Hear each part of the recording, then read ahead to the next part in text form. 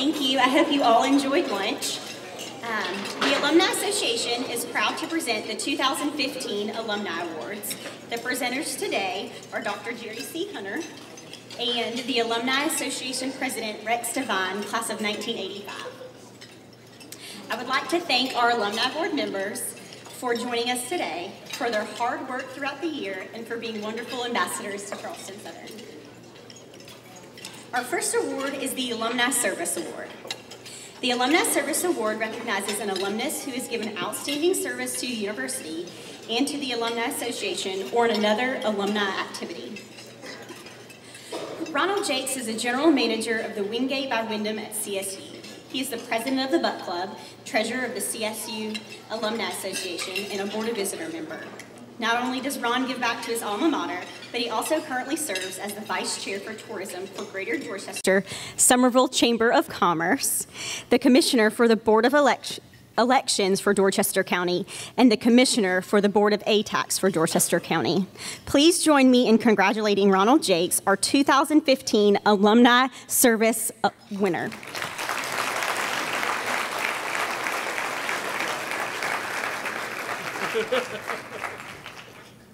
Do you want to say a couple words? Go ahead, Ron.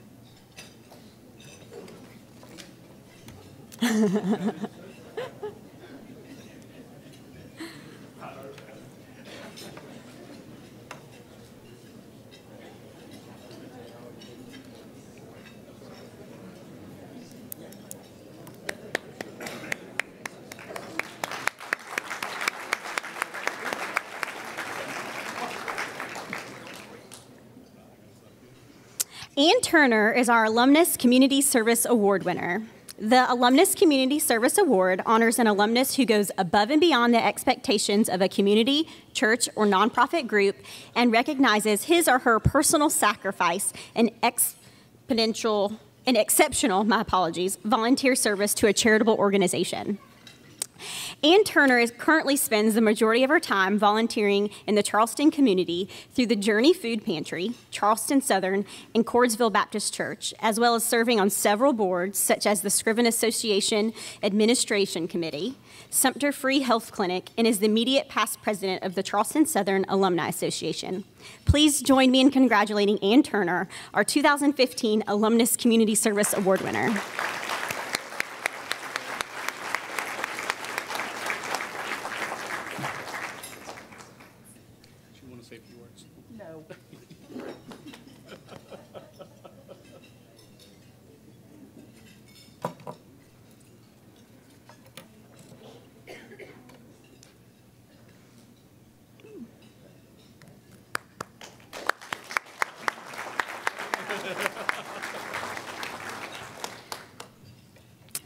Tessa Spencer is our University Mission Award winner.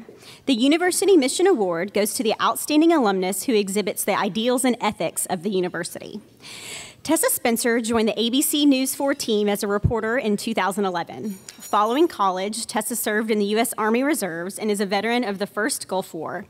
Her broadcasting career spans 22 years with stops in Greenville, South Carolina, Nashville, Tennessee, where she also earned a spot as a cheerleader for the NFL's Tennessee Titans, and Providence, Rhode Island. She is a voiceover artist and can be heard locally and nationally as the TV announcer for the Gospel Stellar Awards and the Trumpet Awards. Please join me in congratulating Tessa Spencer, our 2015 University Mission Award winner.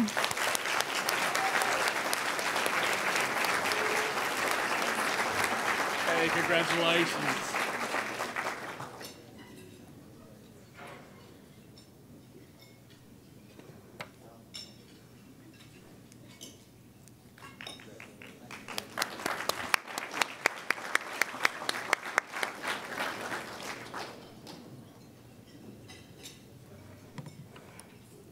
Shawn Jenkins is our Outstanding Alumnus of the Year Award winner. The Outstanding Alumnus of the Year recognizes an alumnus who reflects honor on the university for exceptional achievement in his or her field of endeavor. Shawn Jenkins is one of the founders of BenefitFocus and is currently the CEO and member of the board of directors. He actively serves in the community on the advisory board for School of Commuting at computing at Clemson University, the Board of Directors at the Medical University of South Carolina Foundation, the Board of Governors at the College of Charleston, and the CSU Board of Visitors. He has been a chairman of the Growing Forward campaign for the Low Country Food Bank. Please join me in congratulating Shawn Jenkins, our 2015 Outstanding Alumnus Award winner. Congratulations, Shawn.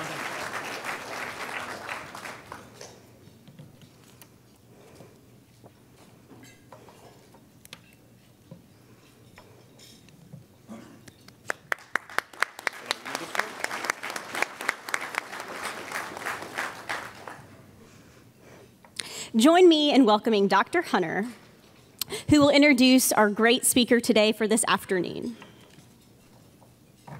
Come on over. Thank you.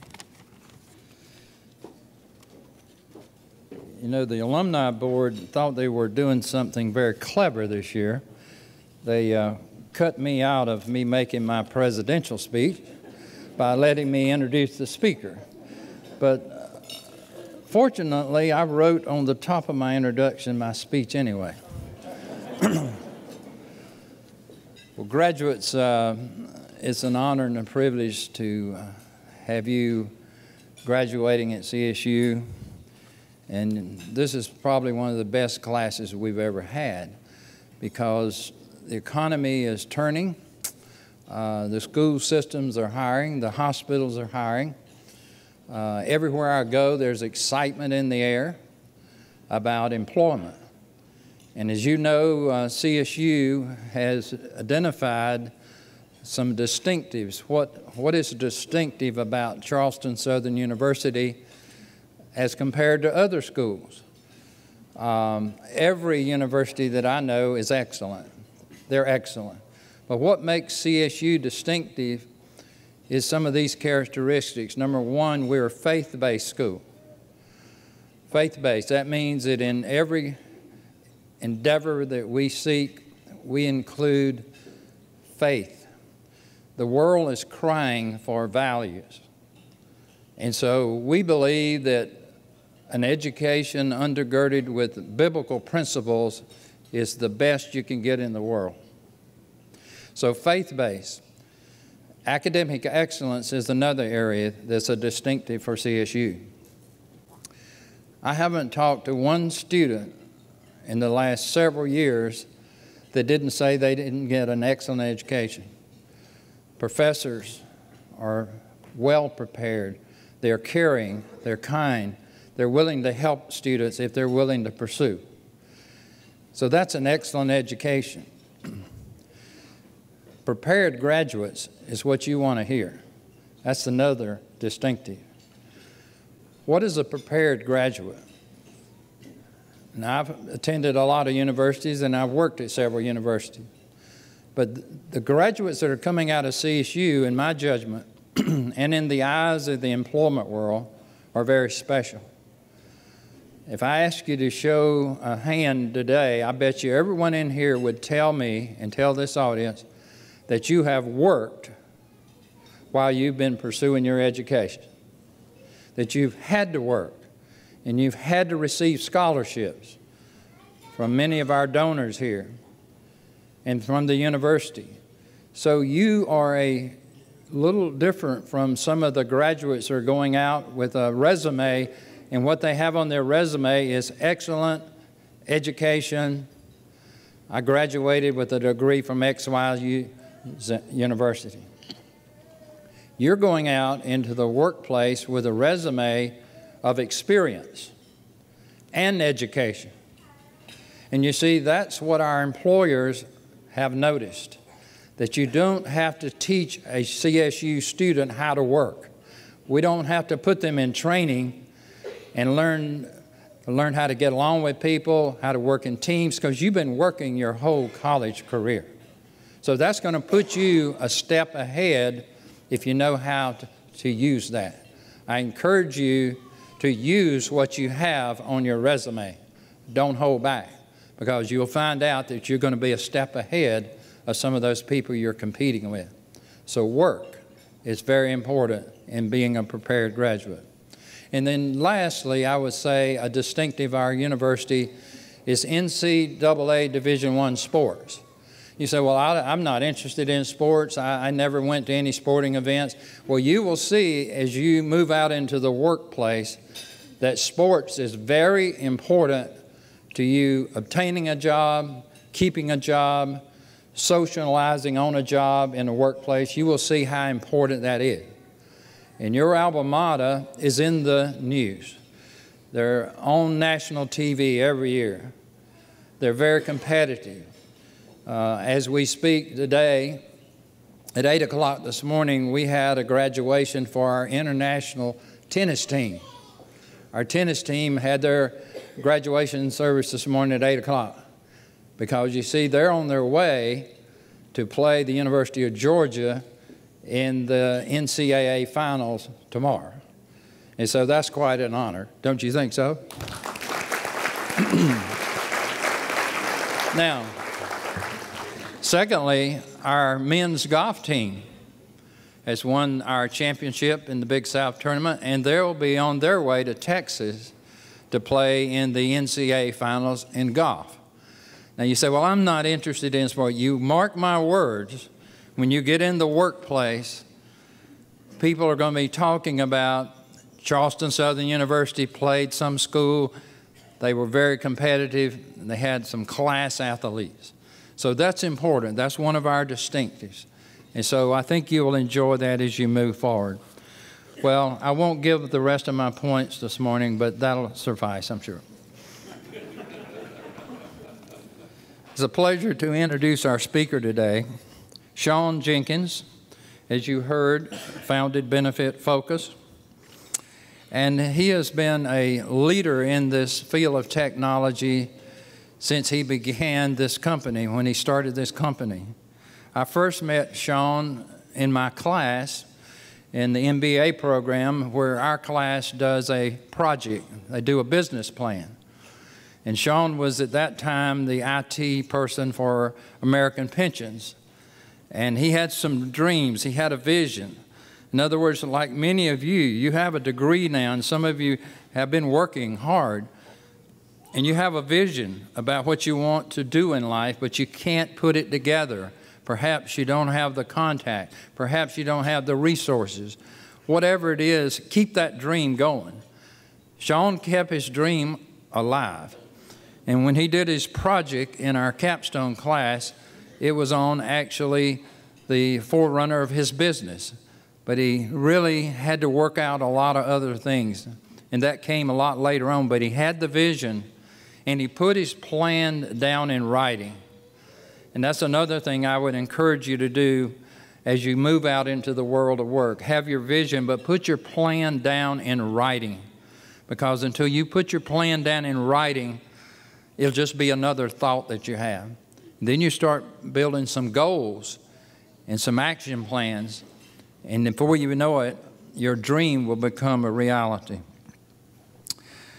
Shawn is a much sought-after leader in our community. He serves in many capacities. More recently, we have a regional and economic development board, and he's joined that with many of the leaders in our community. And it's important that a person like Shawn be in the leadership community group, because you see, his companies are becoming one of the largest employers. I'm not sure he's surpassing Boeing yet, but I think he may be on his way. So he's more than just an owner and a CEO of a large company that's growing. He's part of the community. He's part of CSU. He's one of our alumni, and I'm sure you are proud to have you as one of your alumni group. So let me introduce our friend, our alumni, and our outstanding alumni of the year, Shawn Jenkins.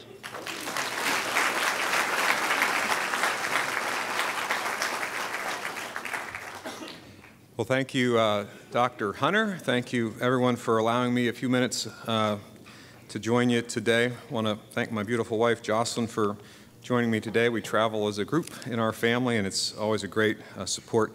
I feel like family here with all of you. As Dr. Hunter mentioned, I'm an alum, MBA alum in 1995. where I did write down a vision that became a company, BenefitFocus, and I'll talk to you about that story a little bit. So I just want to encourage you. I want to congratulate you. It's a big accomplishment that you have done, both the graduates and then also the family members. I know the support that it takes to finance these programs, to encourage people to get back in the hunt.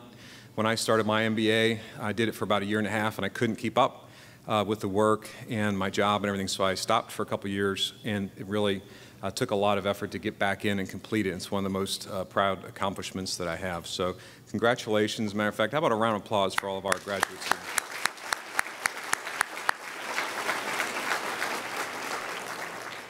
I wanted to talk to you today about this idea of having big aspirations. And as I thought about the opportunity to come and share some thoughts with you and the impact my education has had on my career, but also subsequent to that, one of the key things that I would encourage you to do, along with Dr. Hunter's encouragement, is have very big aspirations. I've found that the size of your aspirations, the size of your goals, the magnitude of your dreams and what you think you can accomplish, you and your team, really drive the ultimate outcome. Rarely do you accomplish something bigger than you thought. Often, it has to do with how big you can reach forward.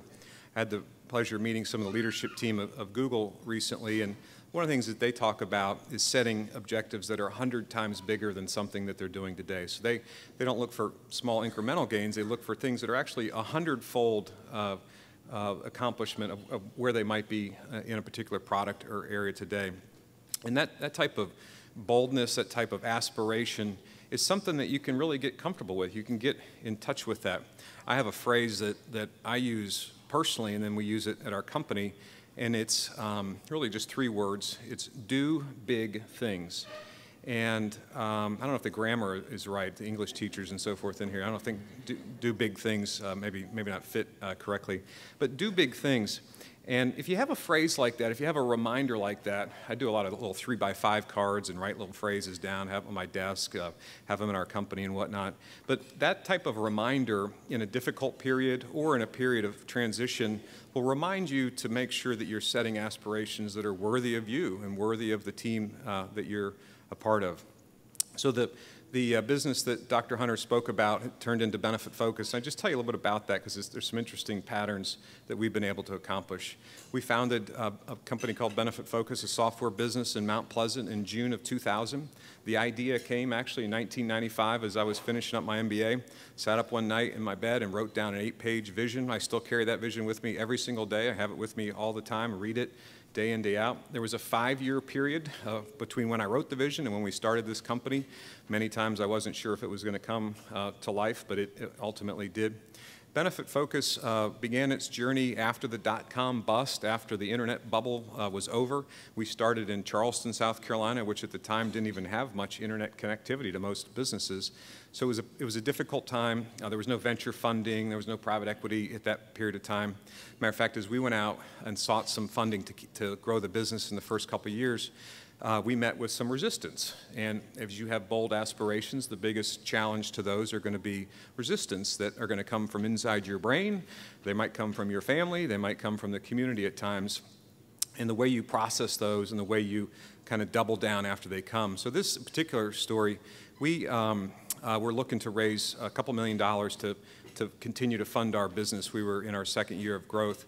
And we went and visited with a venture capital firm, a local group, a sort of an informal group, angel investors they call them.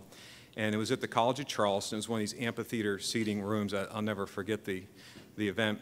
We prepared, we went in and gave our presentation, and we talked about our business, which is putting benefits information, health insurance, life insurance, programs that employers offer their employees through benefits, putting them all online so the employee can go out and put their information in and hit save, and the data would magically go to Blue Cross and wherever it needs to go. That was our big idea, and it still continues to propel us forward.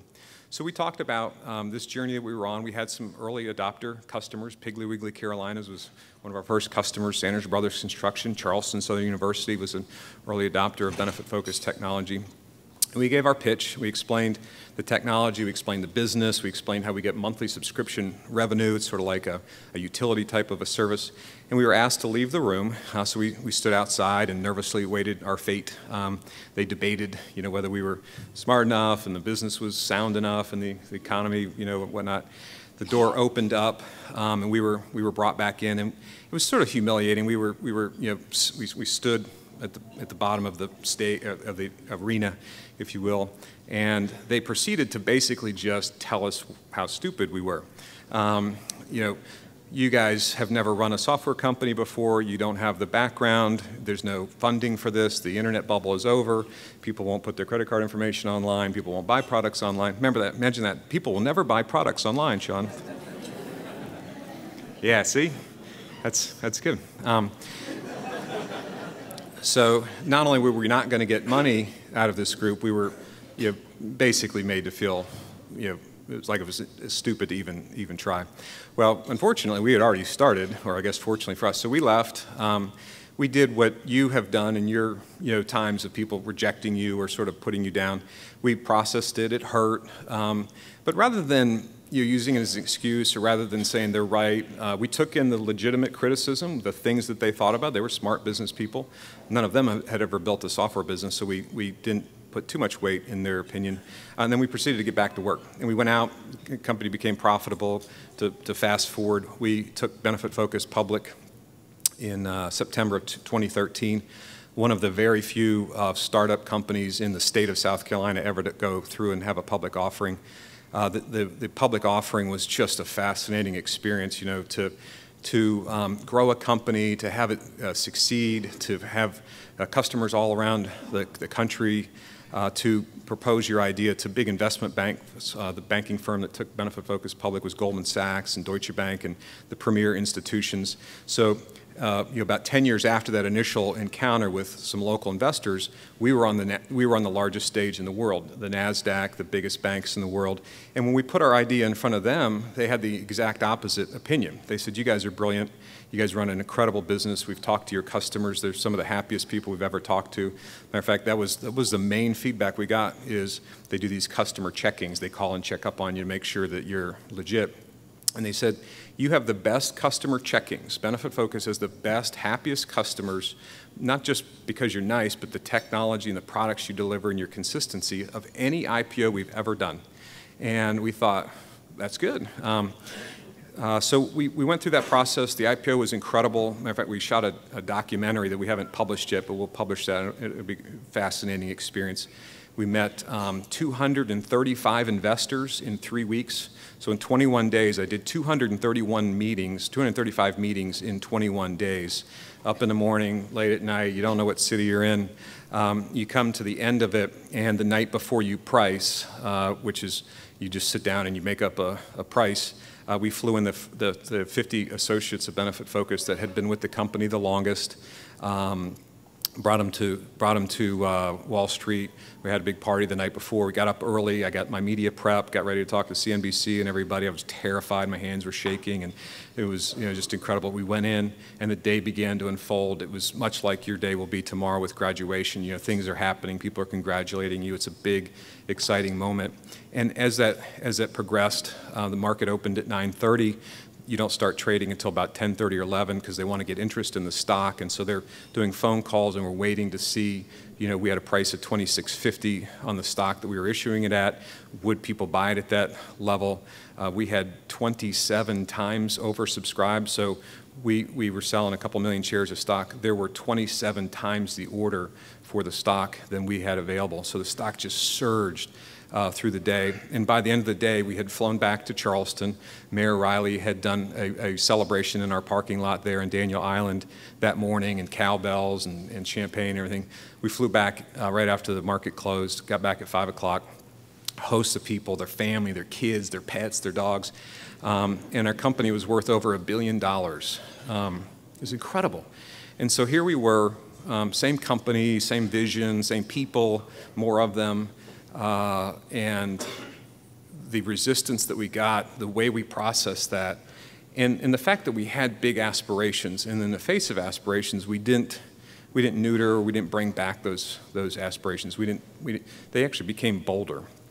So I replayed the images of the faces of the people that were in that room that morning as we went public, and thought, I bet you guys wish you had bought this stock at 65 cents. Could have bought it at 65 cents. So anyway, it's an incredible story. I would just a couple thoughts about that and maybe how it can be helpful and useful to you. Along the way, we've stayed true to our values. We have a set of corporate values at BenefitFocus. We print them on the back of our badge. One's called anticipatory service. We teach on it. Matter of fact, I taught 3 culture sessions this week to our folks. We have about 2,000 people work at the company now. We've hired 450 people in the last year alone. So the company is really, the momentum is just incredible. We reported our earnings Wednesday night. We grew 39% year over year from the last year. It's just across the board. But the values are really important. And I would encourage you, as you go on your journey, to really understand what's important to you, whether you have the opportunity to start your own company like we have, or you are part of another organization. This past weekend, or 2 weekends ago, we had the Clydesdales on the BenefitFocus campus. I don't know how that happened, but somehow the Clydesdales, we were hosting the Clydesdales, and 3,000 people showed up on a weekend. This past Monday morning, a gentleman came into our lobby and came in to thank our receptionist. He said, I don't know you guys, I don't know what you do, but I brought my grandkids to this Clydesdale event you had, and I had a drink in my hand that I brought from home, and it was all done with it, and somebody with a BenefitFocus t-shirt came out of nowhere and noticed that I needed to throw my cup away, and took the cup and just disappeared. And he said it was so impactful to me to think that your folks were so attentive and they were paying so much attention to others around them. I wasn't buying anything from you or whatnot. It wasn't an event where you were charging for it. And one of our values, our first value, is anticipatory service. Anticipate what people need and provide them service. Give them a cup of water. Respect the individual is another one. So even with all the growth and the success and the economic, incredible things that have happened with our company, I'm most proud of the associates that I get to serve with and the values that they have. And it's actually stronger and better the more we've had success. And oftentimes it seems contrary. People get outside success in sports or whatnot, and you see them sort of fall apart. I would encourage you to have just massive dreams. We need you to. We need you to be the ones building these buildings. We need you to be the ones building hospitals. We need you to be the ones giving back. We need you to be the ones funding children's programs and medical clinics and so forth. So your dreams will be very valuable to us as a community. And then in the face of resistance, just take pictures of their faces and you'll be able to enjoy them a little bit later. Hey, thanks so much for giving me time today. Really appreciate it, Dr. Hunter and Sissy. It's a pleasure to be with you all. And I know you're just going to have an incredible future. We're hiring like crazy, BenefitFocus.com. Come on over. We'd love to have you join our team. Thank you so much.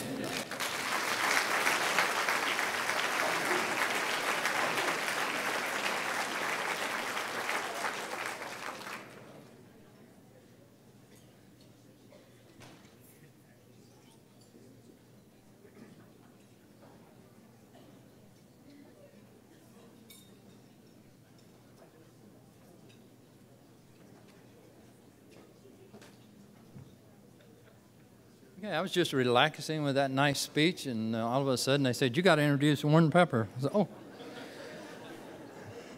I was in overdrive. Now, a lot of you don't know what overdrive means. That means used to be cars where you'd put the car in the last gear and you'd pat the accelerator and then it would just go into overdrive and you could ride on over the hill.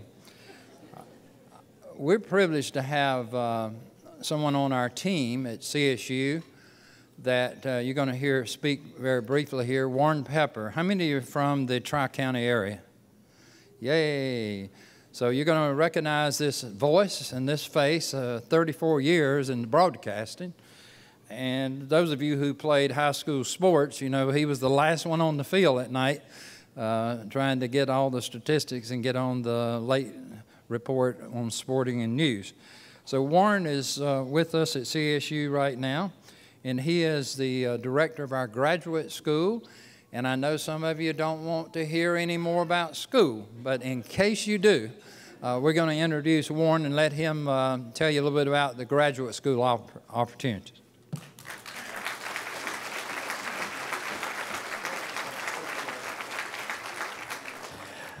Well, it's great to be here. I was in Walmart just the other day, which is where real stuff happens, by the way. There are entire websites donated to what happens in Walmart sometimes. But this lady came up to me in Walmart and said very pointedly, "Didn't you used to be somebody?"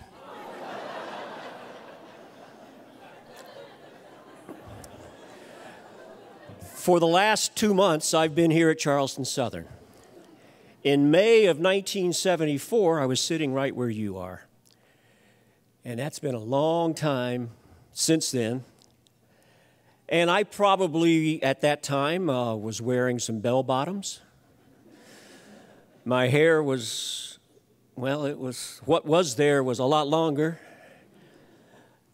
I had on platform shoes underneath those bell-bottoms. And while my hair was much longer, the shorts I wore in that basketball team for 4 years were a lot shorter. I've spent the last couple of months trying to learn all that I can in a short amount of time about what goes on in our graduate school, and I'll talk about that in just a moment. But I've spent a lot of my days here at lunchtime coming in here to talk to students. I love to just interact and be around folks and find out what's going on. The very first day I was here, I sat right over there with some students, and the first thing one of them said to me after I introduced myself, they said, "Food here's not too good." And I said, "Well, wow, that hadn't changed much since I was here." But I said, "You've got so many more options than I had here." I mean, when we went through the line, it was a meat, 2 vegetables, get your drink, you'll like it, move on. Now there are some options here. A couple of weeks after that, I sat down and talked to some folks, again, some more students. And I was told that, be careful, and I looked. Sure enough, I looked across, and the top of the salt shaker was unscrewed. They were just waiting. I know somebody on the other side of the room was waiting on me to turn that over, so that hadn't changed either. But then I sat down over here one day, and there was a young woman at the table with me, and I said, "Where are you from?" And she said, "I'm from Anchorage, Alaska." And I said, "My goodness, I couldn't believe somebody would make that kind of a road trip to come to CSU, but that's impressive." And so I, in general fashion, just said, "Well, how in the world do you get from Anchorage, Alaska to Charleston Southern?" She says, "Well, you have to take I-5 initially going out." I said, "No. I said, "No, I'm just, in general terms, I was curious about how you got here." The grad school here is growing, and as Dr. Hunter said, the last thing I'm going to do here is give you a pitch about continuing your education at the moment. However, you've got a lot to be proud of and a lot to get excited about in the very short term. But we've got degrees and master's programs here right now in business and education and criminal justice and nursing. And starting in the fall, computer science and Christian studies. So that's all available in a master's format, online, in face-to-face as they call it, or a blend of those two different opportunities. So I just want to throw that out to you, because you're going to understand, and Shawn even mentioned it as well, those that really make it are lifelong learners. What you've done and what you've accomplished, as admirable as it is right now, it's really just beginning for you. And you're going to learn a whole lot more about life as the next few years unfold. Why even think about getting a master's? Salary increases, promotions, professional development. Who are the students? Primarily, they're adults with lives and mortgages and spouses and children, and a lot of that is what they do is when they understand that, boy, if I'm going to get a promotion or if I'm going to move up, I've got to make myself more marketable, make myself more valuable to that employer. So that's why these master's programs are there. I'll kind of just conclude by telling you about another young woman I met who a year ago today was sitting at one of these tables. Her name is Heidi. She graduated here at CSU and got a job pretty soon at Boeing. I had a chance to meet her personally when taking a tour of Boeing just recently, and I asked her privately what her day was like. She's a single mom, She goes to work at 7:30 and works till 3:30, goes home, takes a nap, gets her child fed and in bed by 7, and then she's at her computer at 7:30 working on a master's program. She's already completed one course. She's working on another one right now. Turns out the light, turns off the computer about 10 o'clock, gets up the next morning and is at work at 7:30. And I only say that because this young lady obviously has some great aspirations in mind and great goals in mind, and is not letting anything that might stand in the way in the short term to get in the way of that. Charleston Southern is uniquely positioned, both geographically and otherwise. When you look this direction, you've got BenefitFocus, you've got the Silicon Harbor, you've got Boeing, and then this direction, Google. Daimler Chrysler's already announced there's another huge car dealer. Everybody seems to think it's Volvo, but you can't say it yet. And they're going to hire 4,000 people, and they're coming as well in this direction. And oh, by the way, I just happened to visit 2 exits up the other day at exit 199, the Nexton community, which has already got the development started, and they're building 10,000 homes in that community, and they're all wired for the internet. 10,000 homes. Just let that sink in for a second in terms of how many adults that is. And I get a little excited about a job that I've just learned and don't know jack about, but I'm learning it. But when I think about 10,000 homes with that many adults and wired for the internet, just 2 exits up, that seems like a pretty good opportunity for some postgraduate opportunities as well from folks we don't even know about yet. I'll close with this. You know, I spent most of my career in newsrooms and locker rooms in the media for years and years. And I would inevitably and invariably see in locker rooms around both high school and at the college level signs that coaches or even cheerleaders might try to put up to inspire or motivate. And though I've seen a bunch of them, the one that continues to kind of hang with me was one I saw years and years ago. And it says simply this: when you're through improving, you're through. There's an awful lot to chew on right there. When you're through improving, you're through. And the point is that none of us really need to be ever through improving. There are always other opportunities. And I tell you all that and offer you congratulations as well, just so on the outside chance you don't have to deal with somebody in the future saying, "Didn't you used to be somebody?" All the best to you, all right? Congratulations.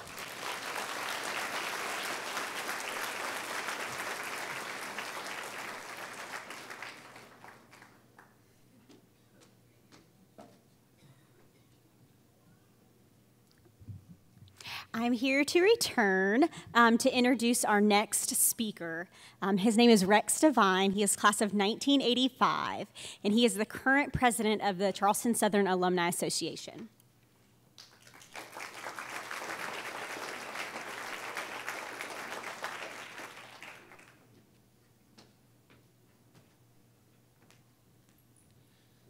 Well, it's my pleasure to see all you guys here today.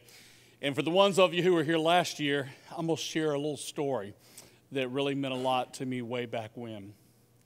It was about 2 years ago, and I walked in McDonald's. And I was sitting down and getting ready to have something to eat, and I saw this very elderly old couple, about your age. And I noticed that the gentleman was sitting there dividing his hamburger in half, and he was giving his wife half, and he was taking half. And he had the French fries, and he was giving her half, and he was taking half, and he had a cup of Coke, and he was pouring her half. And I walked over, and I said, "Ma'am," I said, "I noticed y'all are sharing a meal. Can I offer to buy y'all another?" And, I figured elderly, senior citizens, limited budget. She said, "Honey, we have been married for 50 years, and for 50 years, we've always shared everything 50-50. And I said, "Okay." So I went on and I got me, my Happy Meal and came back home and checked to see what little toy I got back in and all that. And I was sitting there watching her, and she was just Miss Prim and Proper. The kind with the blue hair and the heavy pancake makeup and the Sierra perfume that is 5 miles on down the road. Y'all know the kind? So anyway, I walked down there and I said, "Ma'am." She said, "Sonny, I already told you. She said, I thank you for what you're offering. She said, but for 50 years, we have always shared everything 50-50. And I said, yes, ma'am, I understand that, but my question was, you're sitting there, just watching him eat, and you're not eating anything. She got exasperated with me and said, young man, I told you we have been married for 50 years. And for 50 years, we have always shared everything 50-50. Kind of keeps the romance, if you know what I mean. And I said, yes, ma'am. And I said, but my question is, why are you not eating? Young man, I have told you once again, for 50 years we have been married. For 50 years we have shared everything. And as soon as he gets through with the teeth, it's going to be my turn. Get it, false teeth? Ah, now you got it. Okay. So, somebody walked up to me last year and they said, Rex, and I have to tell you, I'm outspoken. You never know it, but I am. And when somebody from the school walked up and said, Rex, why in the world would you tell a joke like that? Here's the joke. Here's the sense. This beautiful place you've called home for the past 4 years, or as I did for 5 years, this place right here has given you the teeth. They have shared their half a hamburger with you. They have shared their French fries with you. And so they have given you the skills of what you need to be successful and to go on in life. One more quick thing. Warren Pepper just came up here and talked, and I walked up. I said, Warren, you don't remember me. My name's Rex Devine. He was polite. He goes, yeah, I don't know you. And I was going, and I said, in 1985, I said I was the manager for the baseball team for the college. And I said I did slideshows for fun. So for convocation, I had done a multimedia presentation of the thing. And he always had a catchphrase, it's out of here, something like that. Am I right, Warren? Okay. He recorded tape for me in 1985 for the slideshow, and it opened up, Baptist Buccaneer Baseball, it's out of here, and it goes on. We did the slideshow. So going back about how alumni always get involved, become part of the Alumni Association, get to know each other. One of the things I did when I left here, none of these buildings existed. I was the first graduating class in the chapel, if that tells you how old I am. It was absolutely amazing. I got on I-26. I stopped right there at 26. I looked back up at the chapel, and I said, Baptist College, thank you. I love you. Now, last thing I'm going to tell you, I want all of the graduates to stand up.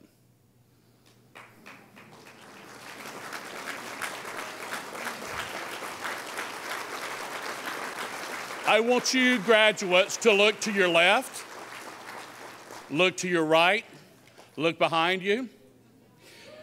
You will never, ever pass this way again. Today is once in a lifetime. These are your friends. These are the people you're going to remember. When you graduate tomorrow and you leave this campus, it will never be the same. It's going to be a life-changing event. So when you leave here, I want y'all to do something. When y'all get ready to go to graduation rehearsal, go to that one place we all have on campus. It may be the baseball field. My name is in the cross on the top of the chapel.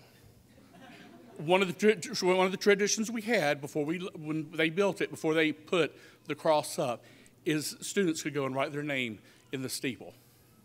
That was a tradition. Go by and visit somewhere that touches you here. It may be an office. It may be Jerry. When I was here, Jerry came here the first year. He was Dr. Hunter. His name's Jerry. He's a good friend. I never knew Dr. Hunter's wife as Mrs. Hunter. I always knew her as Sissy. I got to know his kids. His kids and I are friends on Facebook now. Wasn't an option, trust me. But anyway, treasure this place. Kiss it. Survive it. Love it. treasure it.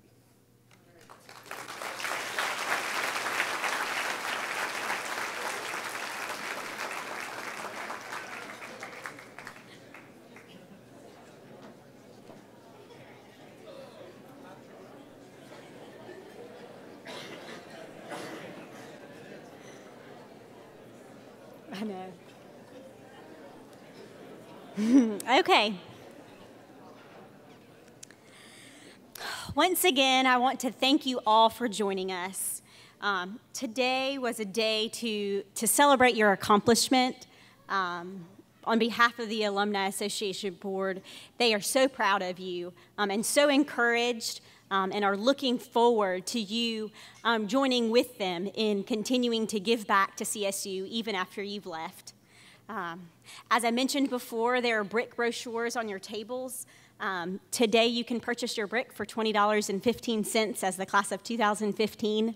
I encourage you to fill that out and leave your mark here on campus, even after you've gone. You're more than welcome to take those completed forms to the back if you'd like. Please do not leave them on the table filled out if you'd like to have a brick. As well as the Alumni Association has a special graduate gift for you, and they will be at the exits, passing those out to you. Once again, I want to say congratulations, as if we couldn't say it enough. Thank you for joining us, and I hope that you are inspired and encouraged by the great award winners, by our great speaker, just to know that your possibilities are endless, and take hold of that. Have a great day.